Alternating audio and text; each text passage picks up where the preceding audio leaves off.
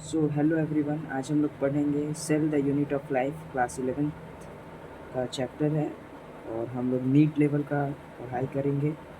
आज हम लोग बस बेसिक इंट्रोडक्शन जानेंगे सेल के बारे में और थोड़ा बहुत प्रोकैरियोटिक के बारे में जानेंगे। ठीक है, तो स्टार्ट करते हैं।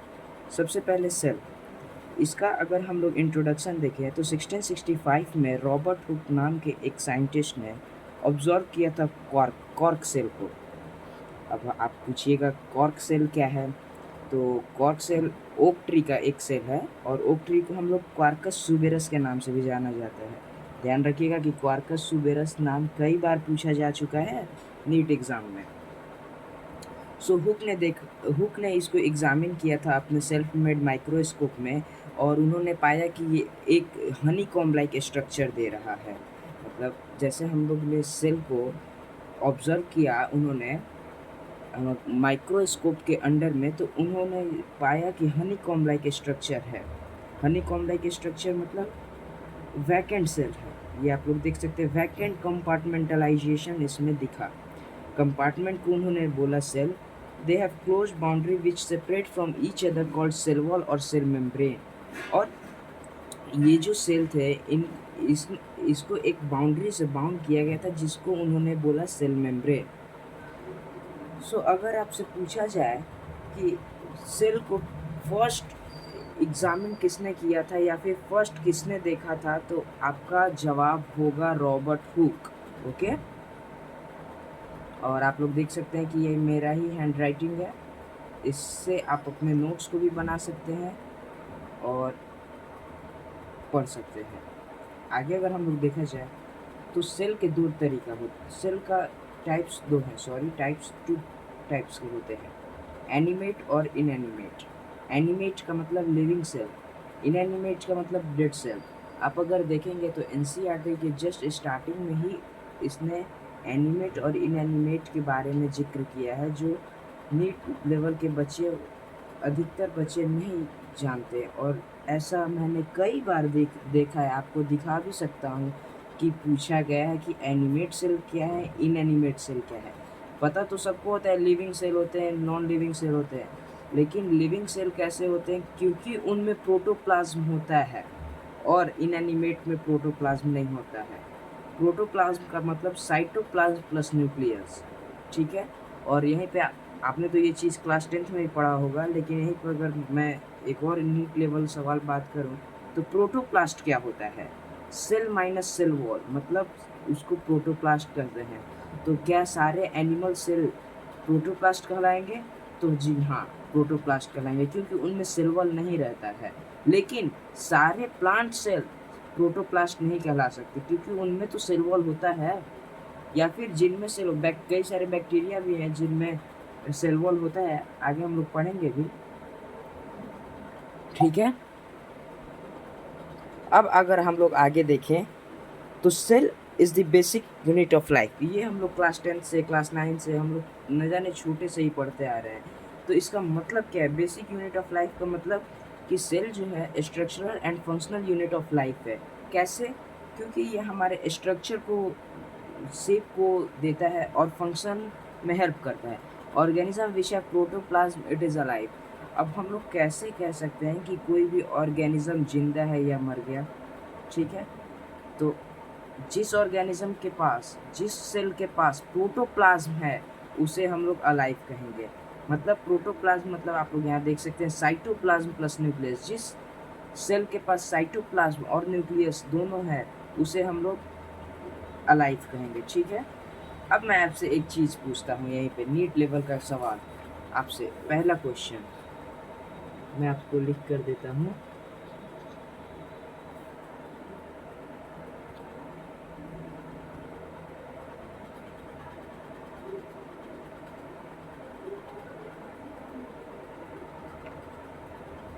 सॉरी डेड,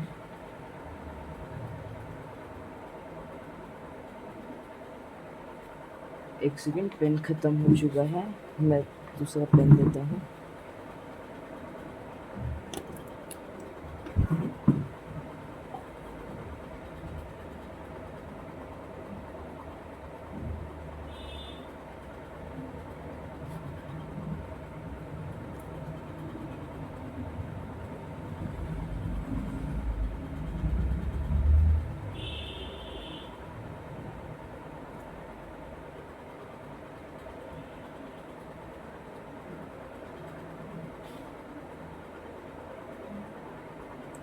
सो आप देख सकते हैं कि मैंने यहाँ पे 2 क्वेश्चन लिखे हैं ट्रू और फॉल्स के बेसिस पे।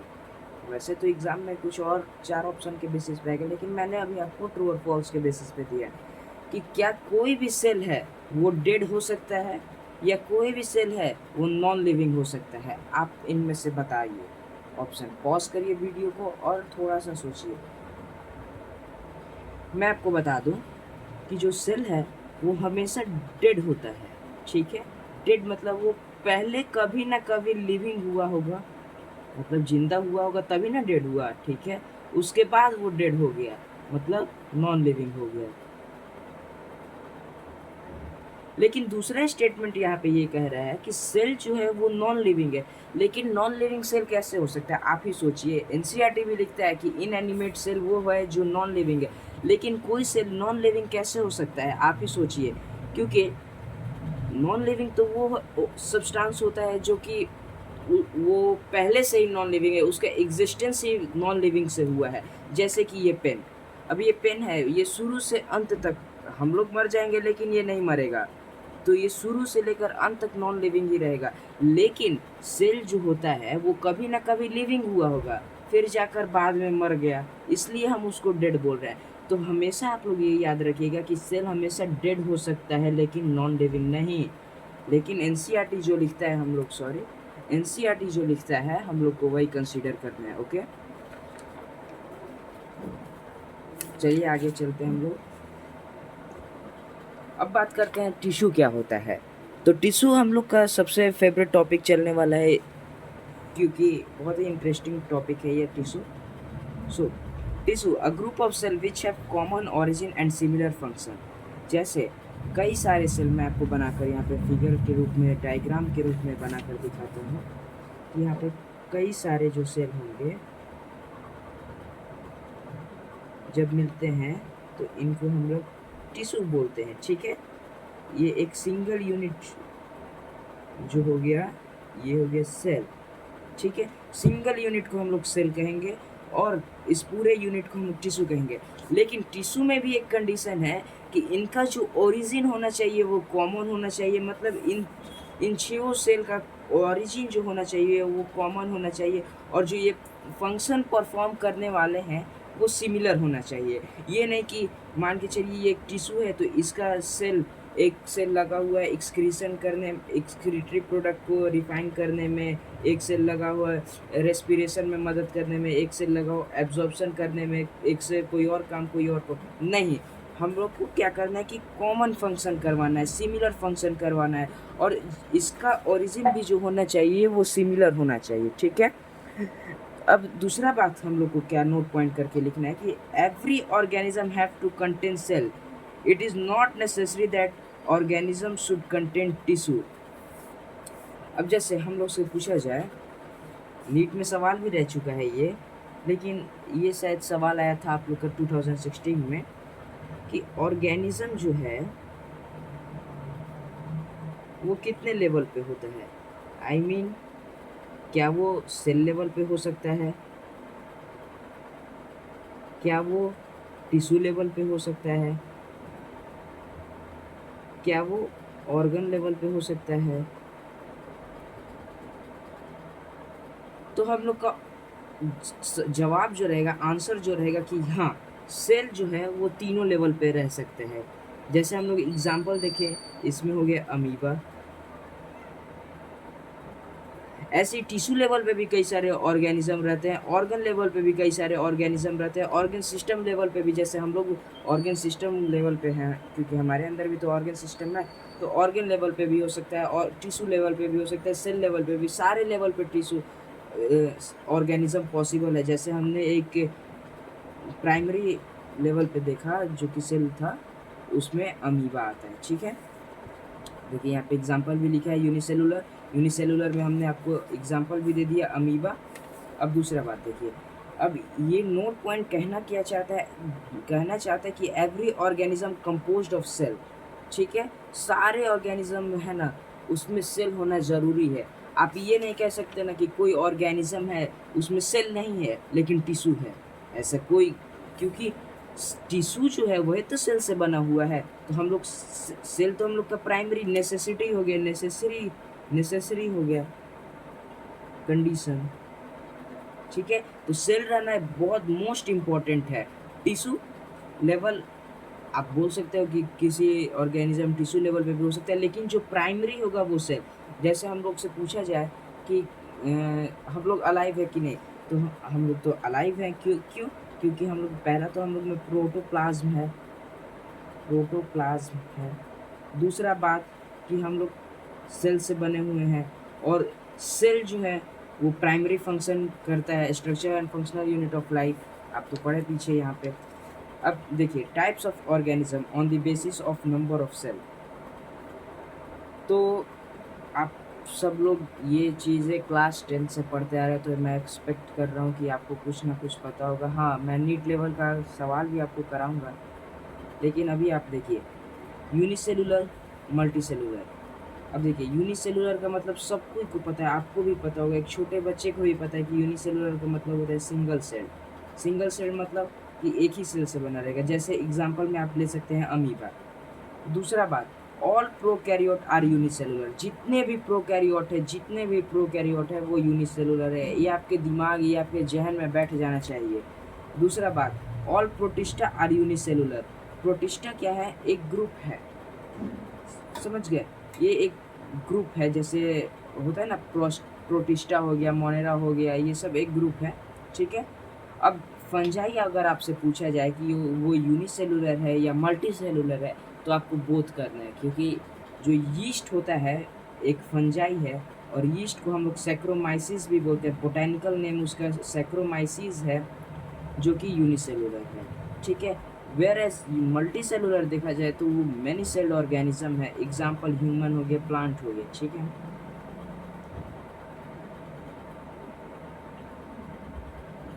अब दूसरा हम लोग बात करते हैं यीस्ट के ऊपर।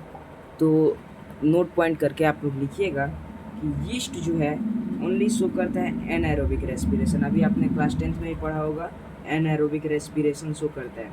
The cell of the human cheek animal cell have an outer membrane as the delimiting structure of the cell. ये हम लोग आगे पढ़ेंगे, इसलिए अभी इस पॉइंट को कंसीडर नहीं करते हैं। ये नोट पॉइंट में लिख दिया था मैंने। अब आया हम लोग का मेन चैप्टर। ठीक है। अब यहाँ से हम लोग का मेन चैप्टर स्टार्ट होता है। आप लोग को यहाँ से कंसिस्टेंट रहना है और समझते चल रहे हैं। मैं आपको इस पेपर पे भी समझाते हुए चलूँगा, आपको कंसिस्टेंट रहना है। ठीक है। अब देखिए, what is a cell? Cell किसको कहते हैं? अगर आपसे पूछा जाए कि ये है, ये सेल है, ठीक है, तो इसमें आपको क्या दिखा, इसमें ऐसा क्या चीज़ है कि जिससे आप बोले कि ये सेल है? तो बहुत सारे बच्चे इसमें सोचने लगेंगे, लेकिन आपको सोचने की ज़रूरत नहीं है। तो सेल के लिए 4 चीज़ बहुत मोस्ट इम्पॉर्टेंट है। मैं आपको लिख कर बताता हूँ। Most important 4 things. ठीक है। पहला हो गया सेल मेम्ब्रेन। ठीक है। दूसरा हो गया साइटोप्लाज्म। तीसरा हो गया जेनेटिक मटेरियल। आप लोग देख सकते हैं यहाँ पे लिखा हुआ है, लेकिन मैं आपको लिख कर बता रहा हूँ ताकि आपको याद हो जाए। Genetic material. चौथा हो गया राइबोसोम। ठीक है। अब देखिए, जो साइटोप्लाज्म है वो 2 भाग में बटा हुआ है। एक हो गया साइटोसोल, और दूसरा जिसमें सेल ऑर्गेनल रहते हैं, सेल ऑर्गेनल। ये दोनों मिलकर साइटोप्लाज्म का निर्माण करते हैं बच्चों। अब देखिए जेनेटिक मटेरियल क्या क्या हो सकता है? डीएनए हो सकता है, जेनेटिक मटेरियल आरएनए हो सकता है। ठीक है। और राइबोसोम तो आपको पता ही है। इसका आगे हम लोग टाइप्स भी पढ़ते हैं, 70S टाइप हो गया, 80S टाइप हो गया, ये सारे टाइप के मिलते हैं हम लोग को राइबोसोम। अब देखिए यहाँ पे क्या बताया गया है कि सेल को 4 चीज़ें ज़रूरत है। जैसे सेल मेम्ब्रेन हो गया, इसको प्लाज्मा मेम्ब्रेन भी बोला जाता है, साइटोप्लाज्म हो गया, जेनेटिक मटेरियल हो गया, राइबोसोम हो गया। ठीक है। अब देखिए, साइटोप्लाज्म लिक्विड पार्ट को कहेंगे साइटोसोल, ऑर्गेनल वाले पार्ट को कहते हैं ऑर्गेनल ही कहते हैं, सेल ऑर्गेनल कहते हैं। अब देखिए यहाँ पे नीट लेवल का बात जो लिखा हुआ है मेरे नोट्स में, जो है in eukaryotic cell cytosol shows movement process called cyclosis. जो यूकैरियोटिक सेल है उसमें जो साइटोसोल मूवमेंट करता है, जैसे मान के चलिए ये एक यूकैरियोटिक सेल है, यूकैरियोटिक सेल है, और इसमें जो मूवमेंट जो होता है, जो ये मान के चलिए साइटोप्लाज्म है, ये एक न्यूक्लियस छोटा सा बना देते हैं, ये डीएनए बना देते हैं बच्चों। ये देखिए, तो ये जो साइटोसोल है ये मूवमेंट करेगा, उसको कहते हैं साइक्लोसिस। जैसे ये मूवमेंट करेगा, क्योंकि ये लिक्विड पार्ट है, तो लिक्विड पार्ट है तो ऑब्वियस है कि शांत रहेगा नहीं। अगर आप ग्लास में पानी भी, कटोरे में पानी भी, बाउल में पानी भी रखते हैं तो वो देखते हैं कि मूवमेंट करते रहता है। मूवमेंट, अगर उसको अंदर कुछ प्रोसेस अगर चल रहा है, अगर उसको आप कुछ छेड़ देते हो तो वो हिलते ही रहता है, मतलब मूवमेंट करते ही रहता है। तो उसी तरीके के मूवमेंट के साइटोसोल के मूवमेंट को हम लोग साइक्लोसिस कहते हैं। ठीक है, अब देखिए दूसरा बात हम लोग जो पढ़ने जा रहे हैं, तीसरा बात कि जेनेटिक मटेरियल होता है उसमें। अब आप लोग पूछिएगा कि जेनेटिक मटेरियल क्या क्या हो सकता है, तो मैं यहाँ पे बताऊंगा कि जेनेटिक मटेरियल डीएनए भी हो सकता है, आरएनए भी हो सकता है। आरएनए हम लोग का हमेशा याद रखिएगा कि फर्स्ट जेनेटिक मटेरियल है, और ये जो डीएनए है ये एसिडिक नेचर का होता है और इसमें निगेटिव चार्ज होता है। ठीक है, दूसरा बात डीएनए के बारे में कि पॉलीमर ऑफ न्यूक्लियोटाइड और nucleic acid also called ribonucleic protein और आरएनए प्लस डीएनए। ये बातें आप लोग बायोमोलिक्यूल्स चैप्टर में पढ़ेंगे, इनफैक्ट मैं ही पढ़ाऊंगा आपको आगे। लेकिन अभी आपको क्या समझना है कि डीएनए जो होता है उस पर नेगेटिव चार्ज होता है और एसिडिक नेचर का होता है। RNA first genetic material. अब देखिए सेल जो है यूनिसेलुलर फॉर्म में हो सकता है। अभी मैंने आपको बताया कि सेल जो है डिफरेंट लेवल पे रह सकता है, सेल लेवल पे, टिश्यू लेवल पे, ऑर्गन लेवल पे, ऑर्गन सिस्टम लेवल पे, इंडिविजुअल के लेवल पे। तो यहाँ पे वही बात किया गया है कि सेल जो है वो यूनिसेलुलर फॉर्म में रह सकता है। ठीक है, shows independent existent performing the essential function of life। अब यहाँ पे बहुत ही अच्छा जो एग्जाम्पल रहेगा वो रहेगा हम लोग का अमीबा। ठीक है बच्चों, ये सॉरी अमीबा, ये हम लोग का अमीबा है। ये क्या करेगा,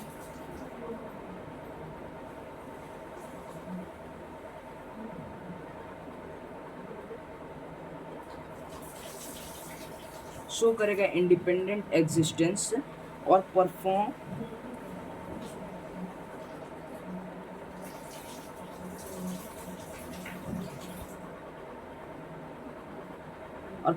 करेगा ऑल द इसेंशियल फंक्शन। ठीक है, तो अमीबा जो है वो भले ही यूनिसेलुलर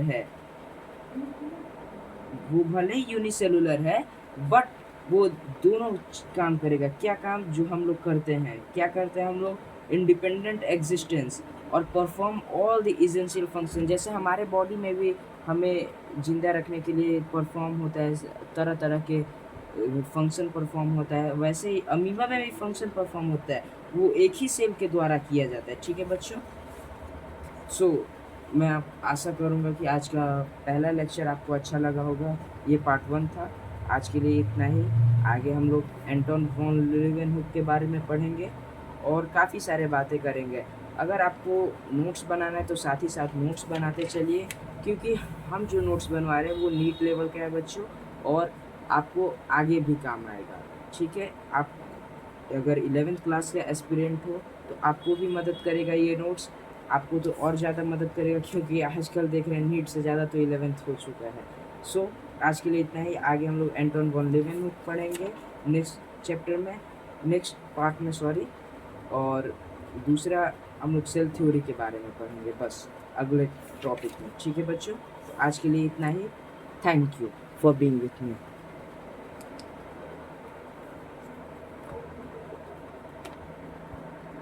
बेवजह नहीं तेरा